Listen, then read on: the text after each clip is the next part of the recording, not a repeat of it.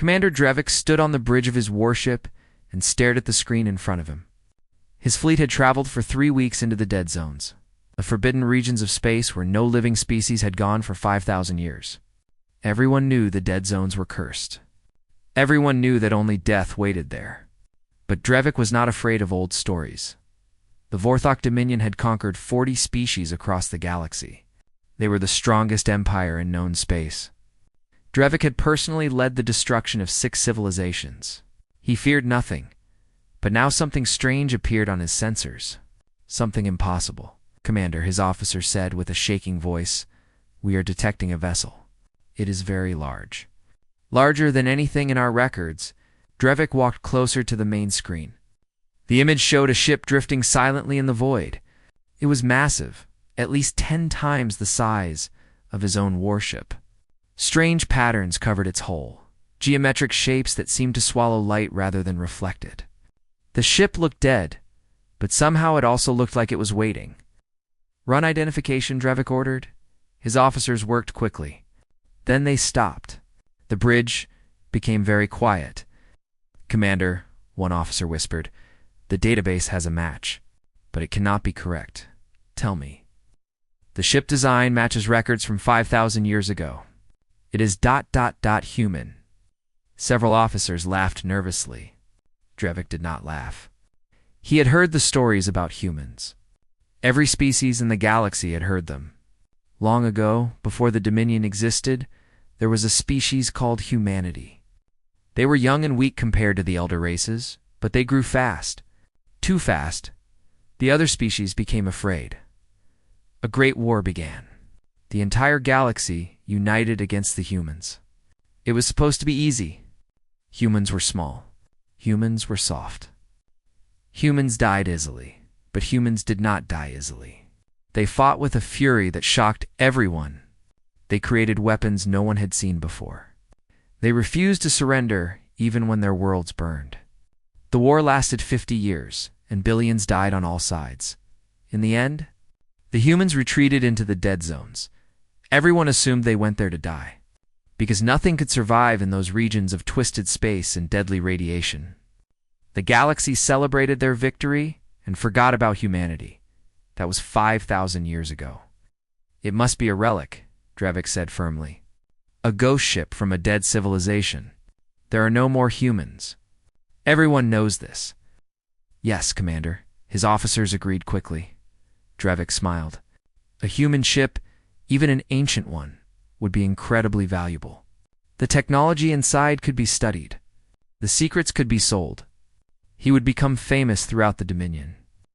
"Prepare boarding parties," he commanded. "We will take this vessel." 6 shuttles launched from Drevik's fleet. Each shuttle carried 20 of his best soldiers, equipped with the finest weapons and armor the Dominion could provide. They flew toward the silent human ship, confident and eager. Drevik watched from his bridge. He imagined the glory waiting for him.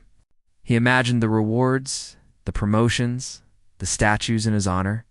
He was so busy imagining that he almost missed what happened next. Every light on the human ship turned on at once. The vessel that had looked dead moments ago now blazed with power. Blue and white lights traced along its hull, following the strange geometric patterns. Energy readings spiked so high that Drevik's sensors screamed warnings. Then a voice spoke. It came through every communication channel at once. It spoke in a language that had been dead for 5,000 years, but Drevik's translation systems recognized it instantly. The voice was calm, almost gentle, like a parent warning a child. "Contact detected. Threat assessment initiated. You have 10 seconds to withdraw." Drevik's blood turned cold. His officers stared at him, waiting for orders. The boarding shuttles had almost reached the human ship. "Commander," someone asked. Drevik shook himself. This was a bluff. It had to be a bluff. The ship was just an automated relic running on old programs. There were no humans inside. Humans were extinct. "Continue the operation," he ordered. "It is just a machine. It cannot harm us." Yes. His shuttles made contact with the hull. His soldiers began cutting through what they believed was an airlock. On the communication channel, Drevik heard his troops reporting success. They were inside. "The interior is clean," the squad leader reported. "No dust. No decay. The ship appears to be in perfect condition." Moving deeper inside, Drevik frowned. Perfect condition? After 5,000 years? That seemed wrong. But before he could order caution, the countdown ended. 10 seconds had passed. What happened next was over before Drevik could blink.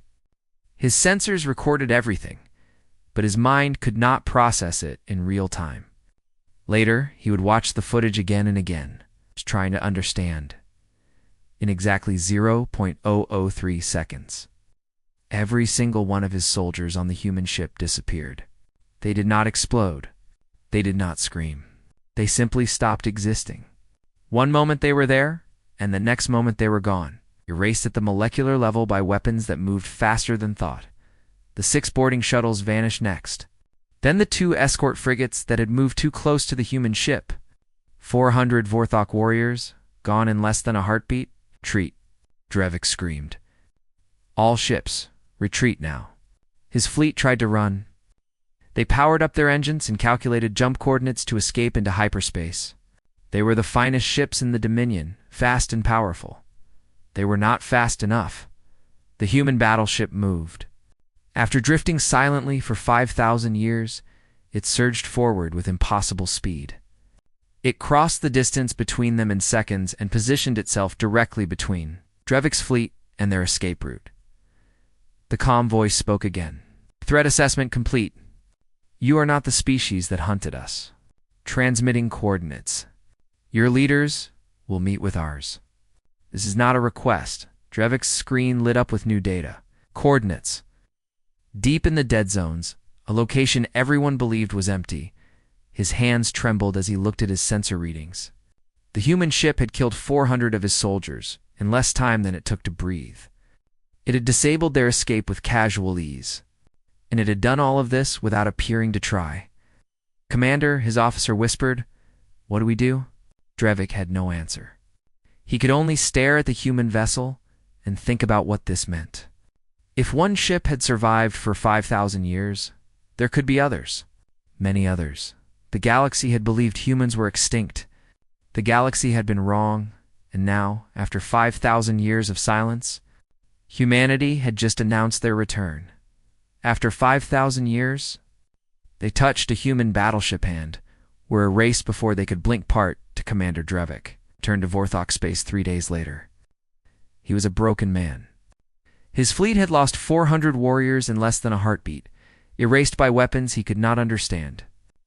He had fled from the human ship like a frightened animal, following its orders without question. Now he stood before the Supreme Council of the Vorthok Dominion, surrounded by the most powerful leaders in the galaxy. They watched the footage from his ship in complete silence. The recording showed everything. It showed the human battleship lighting up with power. It showed the calm voice giving its warning.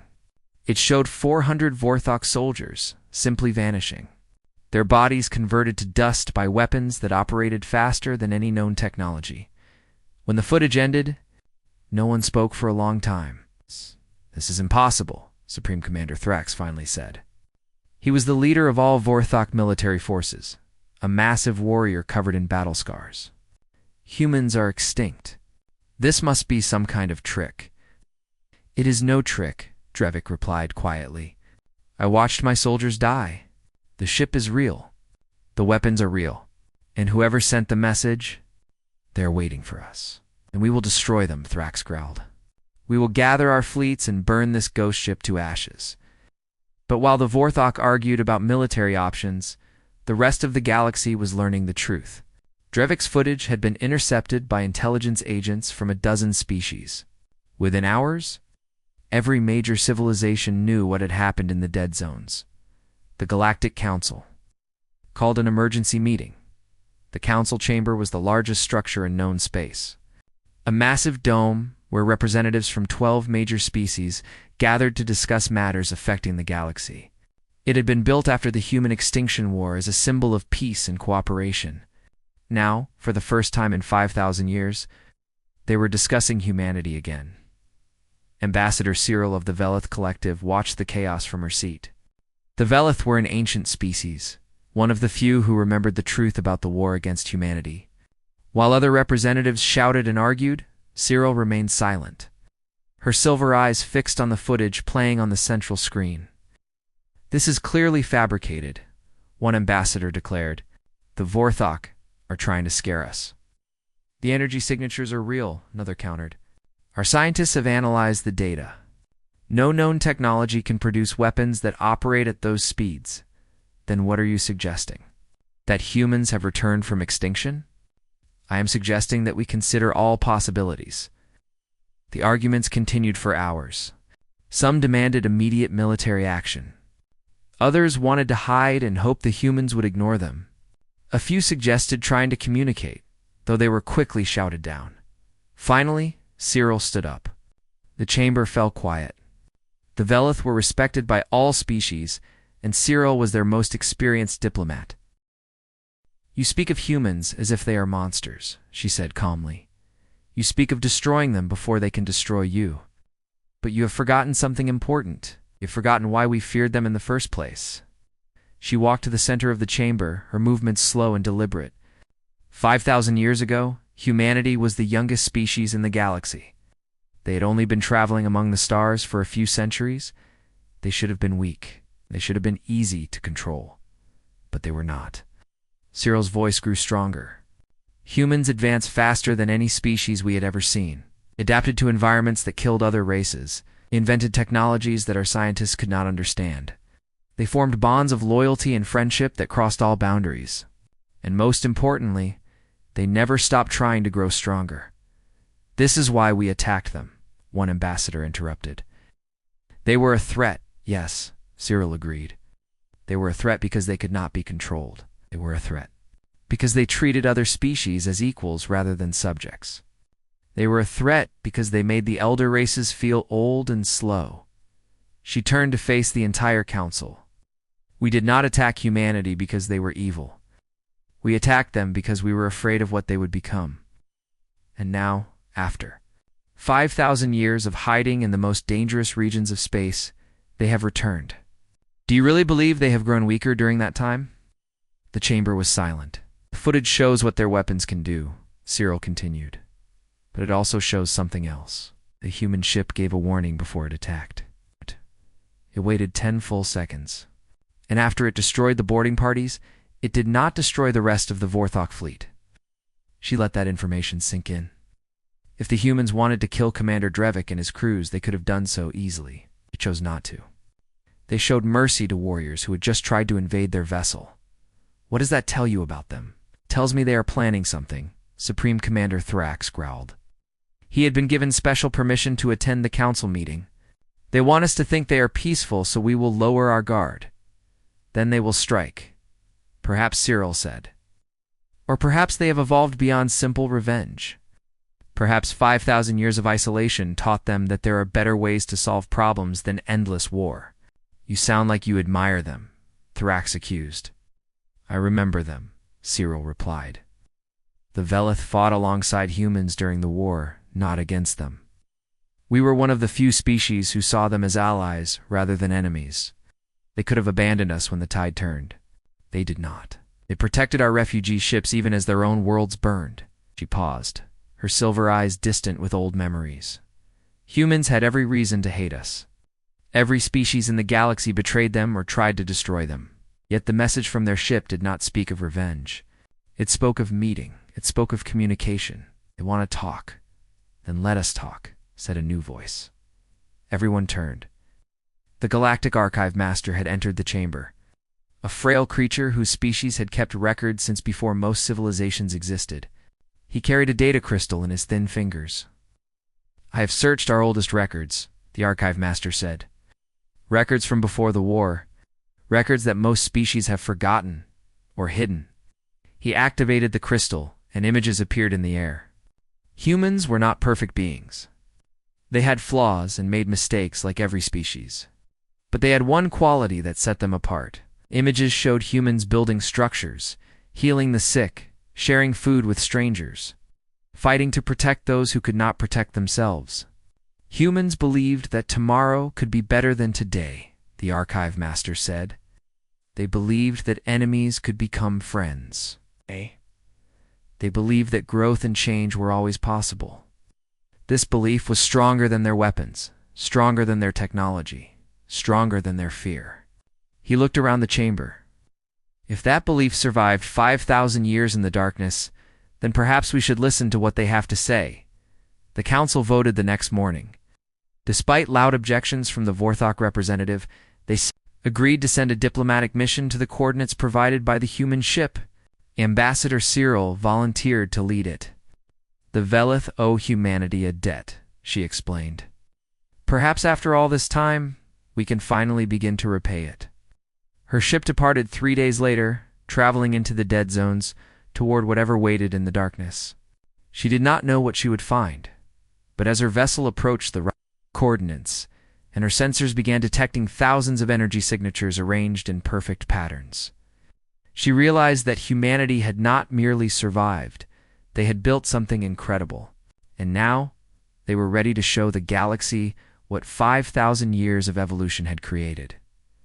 After 5,000 years, they touched a human battleship and were erased before they could blink. Part 3 Ambassador, and Cyril had traveled through space for 300 years. She had visited dying stars and newborn worlds. She had witnessed wonders that most beings could not imagine. But nothing had prepared her for what she saw. When her ship emerged from hyperspace at the coordinates, the dead zones were supposed to be empty. Every species in the galaxy knew this as fact. The radiation levels alone should have killed any living creature within hours. The gravitational anomalies should have torn ships apart. Nothing could survive here.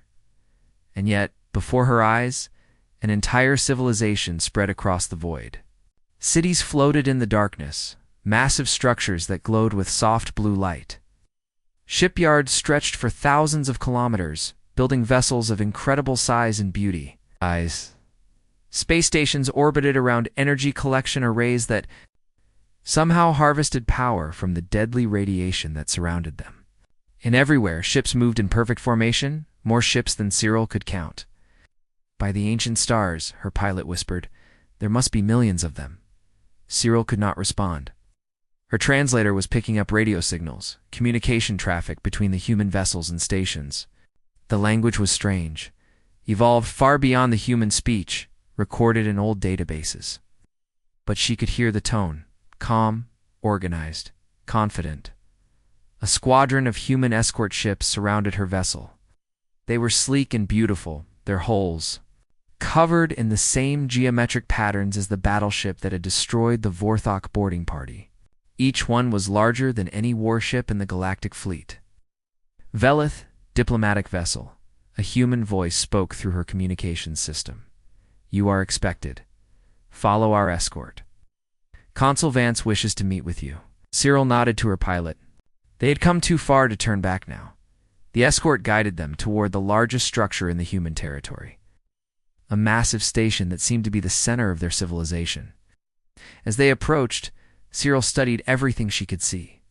The human technology was beyond anything in the known galaxy. Their ships moved without visible engines. Their stations generated energy from sources she could not identify. Even their communications used methods that her equipment could barely detect. 5,000 years ago, humans had been the youngest species among the stars. Now, they were clearly the most advanced. The docking bay was enormous, designed to receive vessels far larger than her diplomatic ship. Artificial gravity pulled them gently into place. When the airlock opened, Cyril took a deep breath and stepped out to meet humanity. A woman stood waiting for her. She looked human, at least mostly. Her features were recognizable from ancient records, the same general shape and structure. But there were differences. Her skin had a slight metallic sheen. Her eyes glowed faintly with inner light. When she moved, it was with perfect grace, as if every motion had been calculated to waste no energy. Ambassador Cyril, the woman said in perfect Velith language. I'm Consul Alina Vance. Welcome to the Human Concord. Cyril performed the traditional Velith greeting. Thank you for receiving me. The Galactic Council has many questions. Alina smiled slightly. I imagine they do. Please walk with me. We have much to discuss. They walked through corridors that adjusted lighting and temperature as they passed, responding to both species' comfort needs automatically. Humans and other beings moved around them, some clearly modified for different environments, others operating alongside machines that seemed almost alive. Your technology is remarkable, Cyril said carefully. 5,000 years of development with no interference, Alina replied. When you have that much time and no one trying to destroy you, you can accomplish extraordinary things. The dead zones should have killed you. They nearly did. In the beginning. Elena's expression grew distant. The first century was brutal. We lost billions of people. Entire colonies vanished overnight. But humans have always been stubborn. We refused to die. She stopped at a window overlooking a vast shipyard. We learned to adapt. We modified our bodies to survive the radiation. We engineered our ships to handle the gravitational forces, found ways to harvest energy from the very things that were killing us. And eventually the dead zones stopped being our prison. They became our home. Cyril studied the consul's face. You could have returned to the galaxy long ago. Your technology clearly surpasses ours. Why did you stay hidden? Lena was quiet for a moment. Fear, she admitted. Not fear of defeat. Fear of what we might become. When we retreated into the dead zones, we were angry. We wanted revenge. Every species in the galaxy had either betrayed us or tried to exterminate us. It would have been easy to let that anger consume us. She turned to face Cyril directly. But we chose a different path. We decided that we would not let the galaxy's hatred define us. We would become something better. Something that the species who hunted us could never imagine. Cyril asked. Patient, Alina said. We watched. We waited. We built. And we prepared for the day when we would be ready to return. Not as conquerors seeking revenge, but as something else entirely. She led Cyril to a command center filled with holographic displays showing the entire galaxy. Red markers indicated areas of conflict, oppression, and suffering. We know what has happened while we were gone, Alina said. We know about the Vorthok Dominion and the species they have enslaved. We know about the Council's failure to stop them. We know about the countless civilizations that have been destroyed while the galaxy did nothing. Her voice remained calm, but Cyril could sense the steel beneath it. The Vorthok attacked one of our sentinel ships, a ship we left at the border as a warning. They ignored that warning and paid the price. But we did not destroy their fleet. We let them live. Do you know why? Cyril shook her head, because we wanted them to deliver a message. We wanted the galaxy to know that humanity has returned. And we wanted to give you a choice. Lena activated a new display. It showed something moving in the darkness between galaxies. Something vast and terrifying. Our sensors detected this 3,000 years ago. We do not know what it is. We do not know where it came from. But we know it is coming, and it will arrive within a century. It is larger than anything we have ever seen, and it is heading directly for this galaxy. Cyril felt cold terror grip her hearts. We can face this threat alone, Elena continued. Our fleets are powerful. Our weapons are advanced. We might even survive. But the cost would be enormous. Billions would die. Everything we have built could be destroyed. She turned off the display. Or we can face it together. The Concord is offering the galaxy an alliance. Not as subjects beneath our rule, but as equal partners working toward a common goal. We will share our technology. We will help you prepare. And when the enemy arrives, we will stand beside you. What do you ask in return? Cyril asked. Justice, Elena replied. The Vorthok Dominion has enslaved dozens of species. They have committed crimes against civilizations that had no way to defend themselves. Before we can ally with the galaxy, those crimes must be answered. The enslaved must be freed. The Dominion must face consequences for what they have done. You are asking us to go to war against the most powerful military force in the galaxy. Lena shook her head. We are not asking you to do anything. The Concord will handle the Vorthok ourselves. We simply ask that the Council not interfere. And afterward, we ask that the freed species be welcomed back into galactic society. Cyril considered everything she had heard. Humanity had returned, more powerful than anyone could have imagined. They were offering alliance, protection, and justice. All the galaxy had to do was accept. And if we refuse? She asked quietly. Elena's expression did not change. Then we will face the coming threat alone, and the galaxy will face its own future without our help. We will not force anyone to accept our aid. We learned long ago that true alliances cannot be built on fear. She extended her hand in the ancient human gesture of greeting. The choice is yours, Ambassador. What will the galaxy decide? Cyril looked at the hand. She thought about the Velith who had fought beside humans 5,000 years ago. She thought about the debt her species owed. She reached out and took Elena's hand. I will present your offer to the council, she said, and I will recommend that they accept. Elena smiled. For a moment she looked almost human, almost warm. Thank you, Ambassador.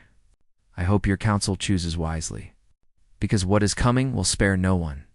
And when it arrives, the galaxy will need to stand together, or fall alone. After 5,000 years, they touched a human battleship and were erased before they could blink. Part 4. The Galactic Council debated for 7 days. Ambassador Cyril presented everything she had witnessed in the dead zones. She showed recordings of the human civilization, their cities and shipyards and fleets. She played her conversation with Consul Elena Vance. She explained the offer of alliance and the warning about the threat approaching from beyond the galaxy. Some council members were frightened. Others were suspicious. Many refused to believe that humans could have changed from the desperate refugees of 5,000 years ago into the most advanced civilization in known space. But the evidence was impossible to ignore. They could destroy us all. One ambassador whispered, "We should surrender immediately." "They have not asked for surrender," Cyril replied patiently. "They have asked for partnership." "And what about the Vorthok?" "The humans demand justice against the Dominion." "Are we supposed to support a war against our strongest military power?" The Concord said they will handle the Vorthok themselves. They only ask that we do not interfere. The debates continued endlessly. Meanwhile, Vorthok Dominion was preparing for war. Supreme Commander Thrax had gathered the largest fleet in galactic history. 50,000 warships, carrying millions of soldiers. Every vessel the Dominion possessed was being called to service. Every ally was being pressured to contribute forces. "We will crush these ghosts," Thrax declared to his admirals. "They hide in the dead zones and send messages about peace, but we know the truth. They fear us. They know that if we strike first, we will win."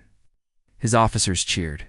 None of them had seen the footage of what happened to Commander Drevik's boarding parties. Thrax had made sure that recording was classified at the highest level. The Vorthok believed they were the strongest species in the galaxy. Thrax intended to prove it. While the Council debated and the Dominion prepared, something strange was happening across the galaxy. Encrypted messages were being sent to the enslaved species under Vorthok control.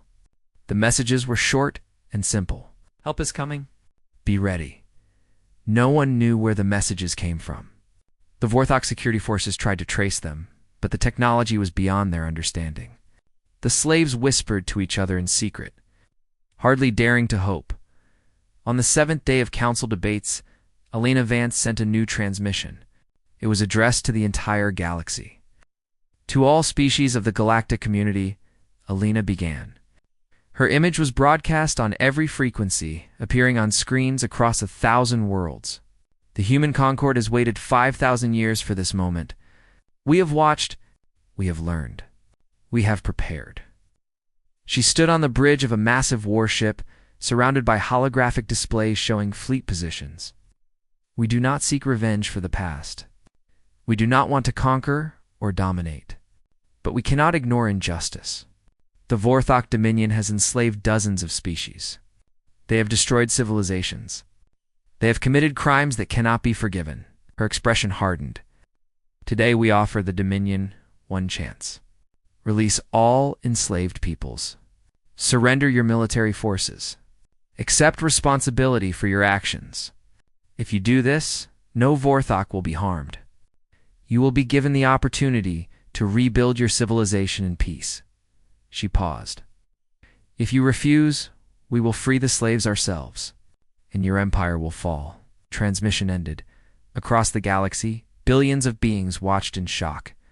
The enslaved species wept with hope. The free species trembled with fear. And the Vorthok Dominion responded with rage. They dare to threaten us. Thrax roared. We will show them the price of such arrogance. His fleet launched toward the Threshold system, the place where the human extinction war had ended 5,000 years ago. It was a symbolic location, the site of humanity's greatest defeat.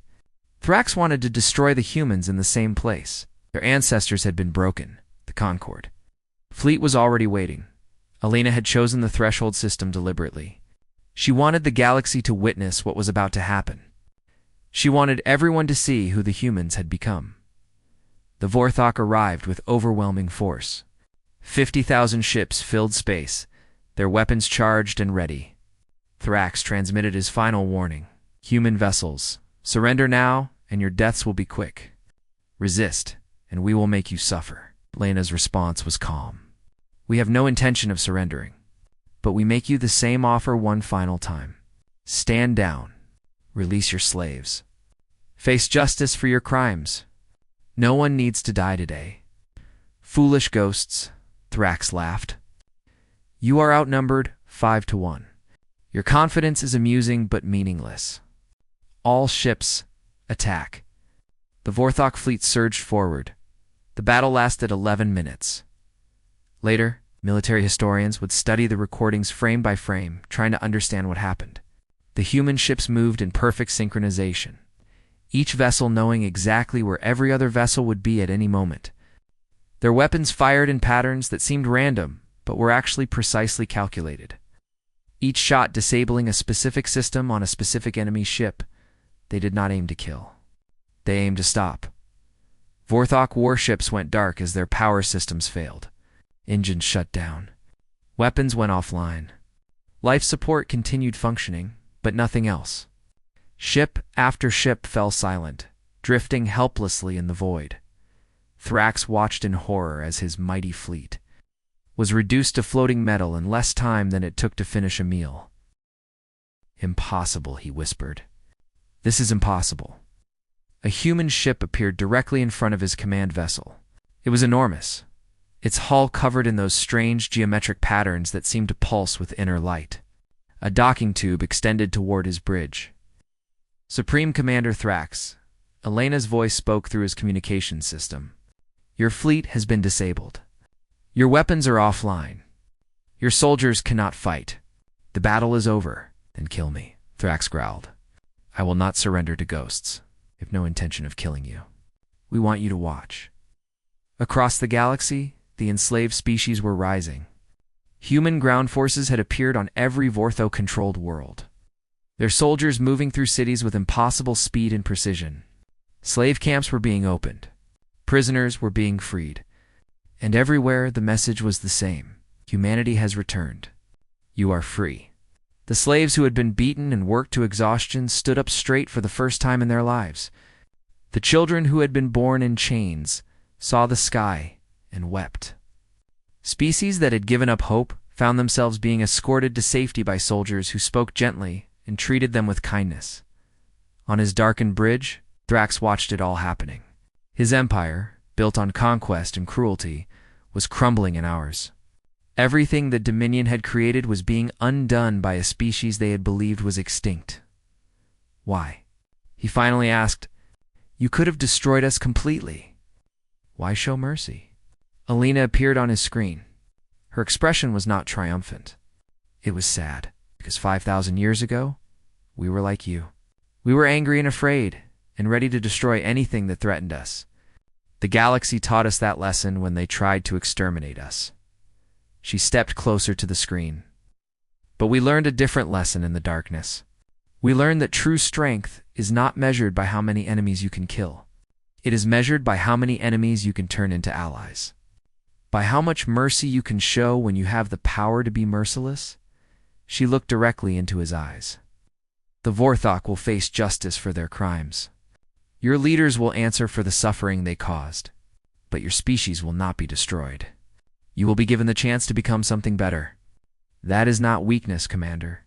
That is the choice we made 5,000 years ago.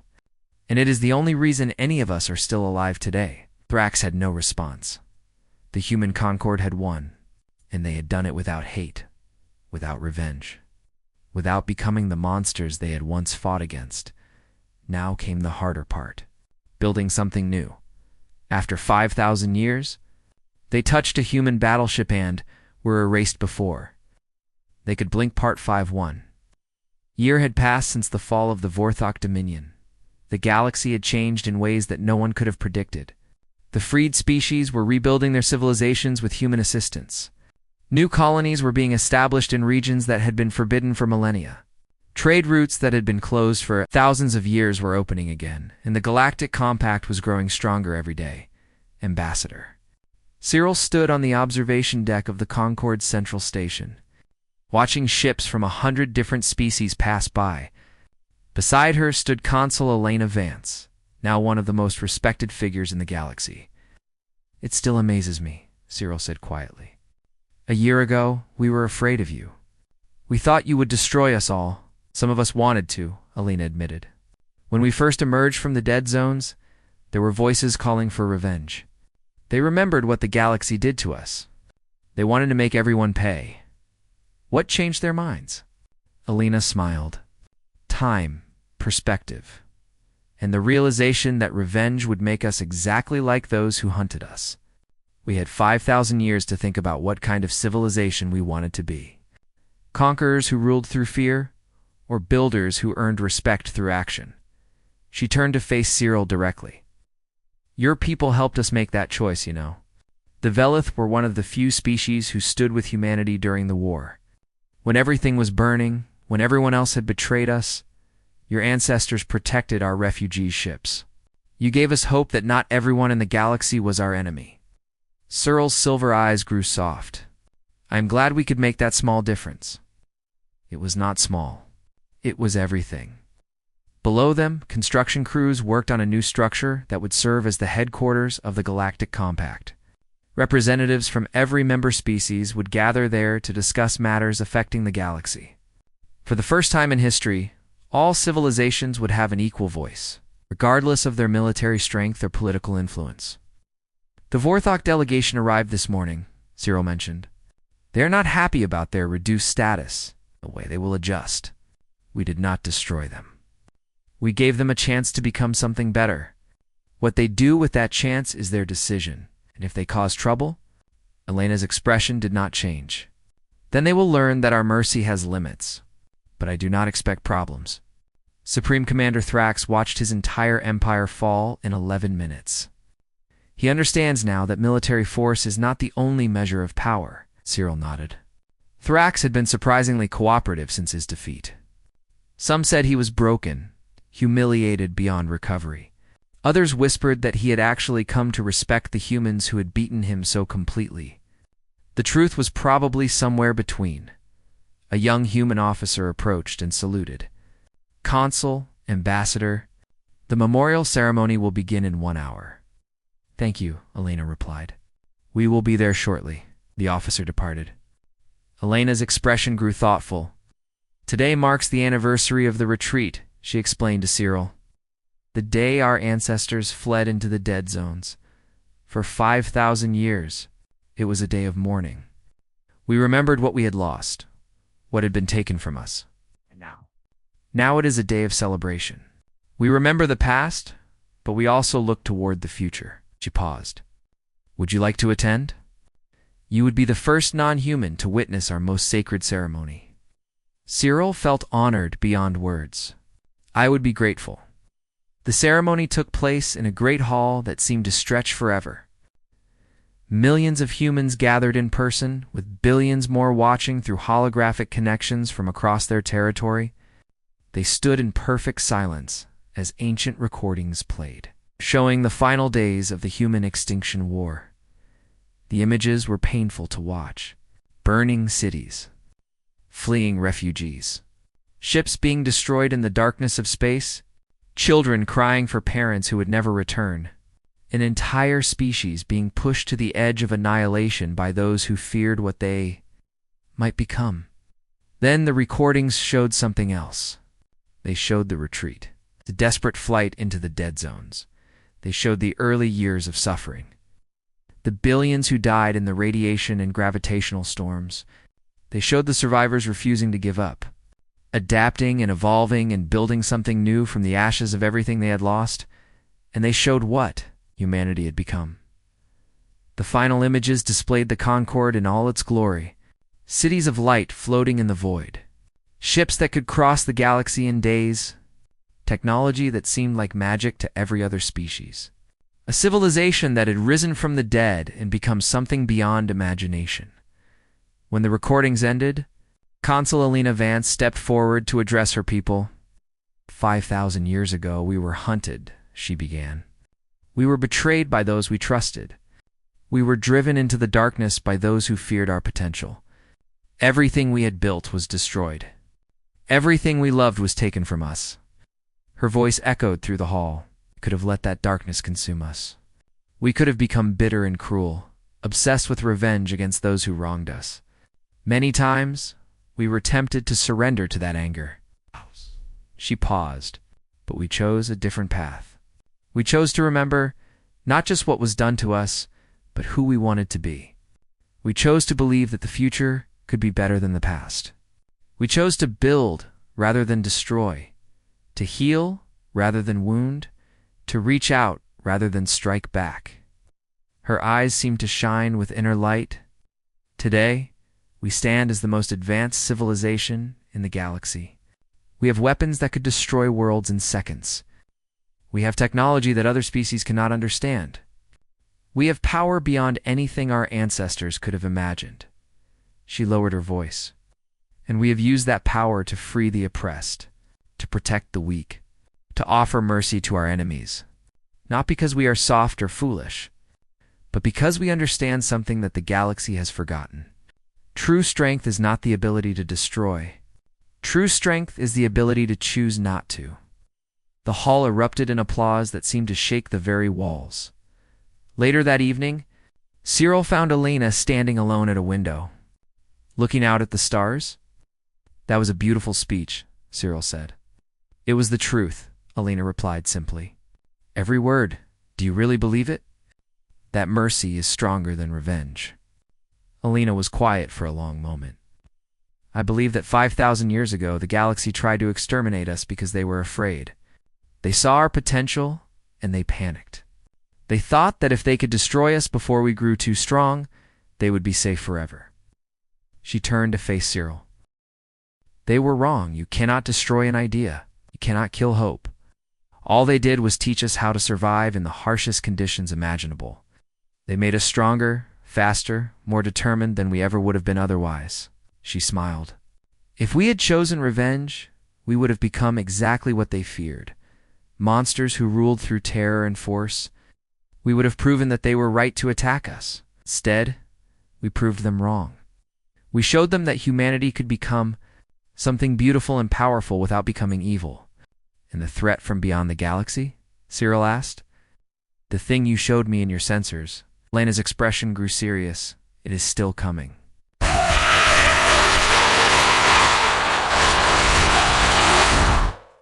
We have perhaps 80 years before it arrives.